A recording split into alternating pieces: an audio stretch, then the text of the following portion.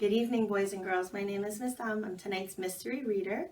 So we're going to continue reading our book, The Stupendously Spectacular Spelling Bee. Can you please turn to our third chapter on page 14 and we'll get started. So here we have chapter 13, Valorous. Adjective, brave, fearless, maybe even a little daring. She made a valorous decision to face her fears. India couldn't sleep. Normally, after the excitement of a stupendously spectacular spelling bee episode, she would nestle into bed. Dad would read a story to her and Boo, and she'd quickly drift off into a dream-filled slumber. But this night was different. She couldn't stop her mind from thinking, and the harder she tried to sleep, the more awake she felt. She kept seeing Philomena, Sprite, pointing her shiny red fingernail at her, telling her she could win. But could she really? It was true, she spelled every word correctly as she followed along from home, and even when she had never heard the word before, she had an uncanny ability to work it out. But it was also true that she was the girl who froze on stage during her school play, unable to remember a single line. What if it happened again? In front of millions? This was one of those times when the voice inside her head got a little louder. A girl from Youngabilla could never be the next spelling bee champion. Most people don't even know where Youngabilla is. It isn't a vacation destination. No one famous ever came from here. There are no natural wonders. There aren't even any unnatural wonders, like a giant pineapple or shrimp. It's a small, forgettable place with a town hall, a few stores, and not much else. India knew that was how most people would see where she lived. But to her, it was perfect. She liked how quiet it was, and the frothy vanilla milkshakes at Gracie's Cafe, and Mrs. O'Donnell's Bakery, with her famous blueberry cheesecake. But what made Youngabilla really special was the people, especially in the last few years, when the drought drove families off the land and forced businesses to close down. When anyone was having a hard time, a neighbor would knock at the door with a dish of lasagna, or the community association would come around to fix a broken fence, or the whole town would gather under the stars for a movie projected onto the side of the town hall. That made everyone feel better, for a while at least.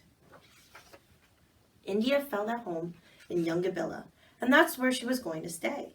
She shook the image of Philomena from her head and snuggled farther into her blankets. She tried again to sleep when she remembered her family staring at her in their small, squished living room, their hopeful faces all wanting her to say yes. And the hardest memory of all was Dad's disappointed look when he sank back on the couch after she had said no. It had been a tough few years, with Boo being sick, Mom quitting her job at school to homeschool him, and Nana Flo moving in. Then Dad had lost his job when the local newspaper shut down. He had started a handy business called Arnie the Fixer. He was contacted at all times of the day and night, and often came home with a bandaged thumb or covered in mud or cobwebs. He wasn't a bad handyman, or even especially clumsy, but his mind would often wander while he worked. He'd be fixing a drain pipe or unblocking a toilet, and start thinking about his days at the newspaper. He'd remember uncovering mischief, like the time the bowling club's chicken mascot was kidnapped, or interviewing people who had done a good deed. Those were his favorite stories. He had written about Daryl, his best friend, who rescued a puppy from the roof of the elementary school after it had been swept up there by a dust storm, and Beryl, who ran over 50 yards in her slippers and nightgown to stop a runaway baby carriage just before it hit the railway tracks. India knew Dad missed those days, but he hadn't complained or lost his temper, and he never gave up. Not once. It had been a long time since the Wimple family had anything to look forward to. Would it be that bad to stand on stage and spell? Was India being selfish not to even try? Every time Dad suggested it, his face lifted into a huge smile, and it reminded her of how long it had been since she had seen him that happy. It was a smile she desperately wanted to see again. And if that meant entering the stupendously spectacular spelling bee to make it happen, it would be worth it. India made what could only be called a valorous decision. It was then that Dad popped his head into her room. He did this every night, checking on Boo and India one final time before he went to bed. He leaned over, kissed her on the forehead, and whispered, Nighty-night. Sleep tight. But as soon as he stood to leave, India said, I'll do it again. I'll sign up for the next spelling bee. And there it was, the smile again. Dad sat beside her. Are you sure, sweetheart? I won't let you do anything you don't want to. I'm sure, she said, trying to sound as sure as she could. Dad's face lifted into an even more dazzling smile, but then he did something he absolutely wasn't supposed to do, something that India hadn't counted on at all.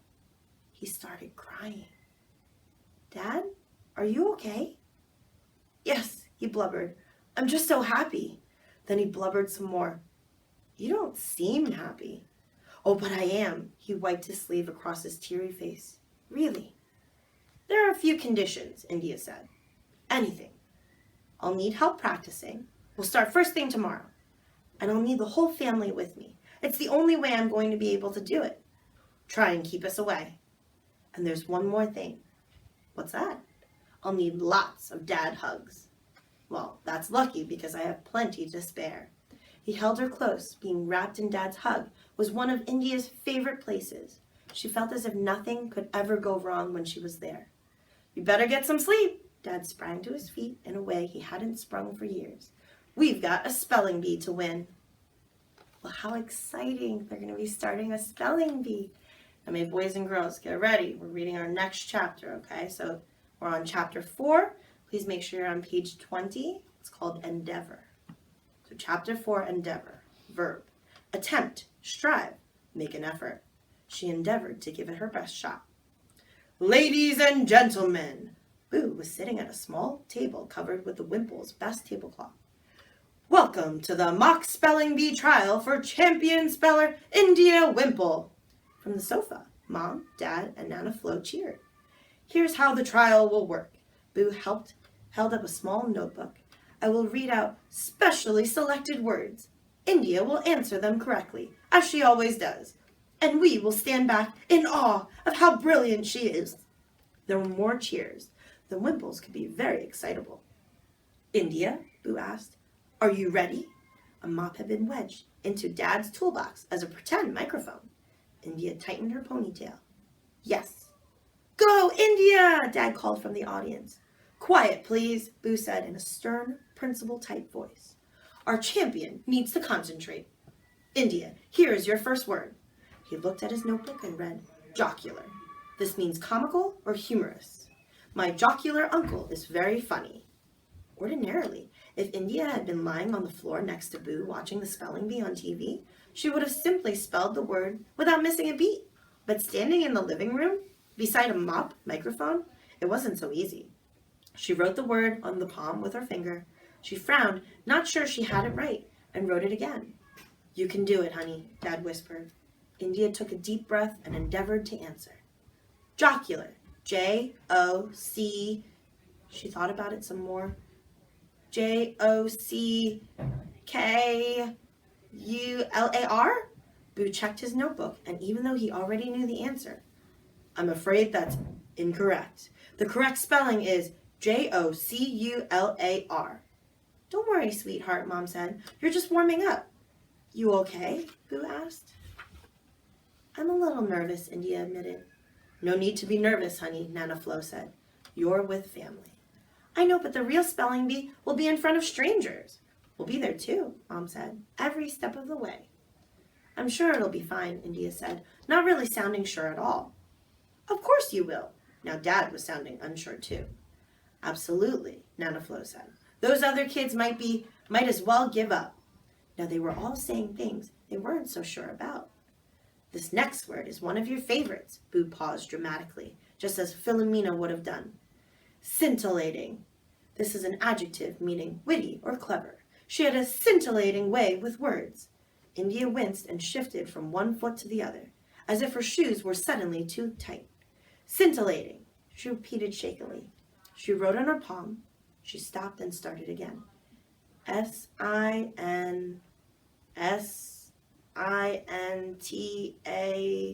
No, wait.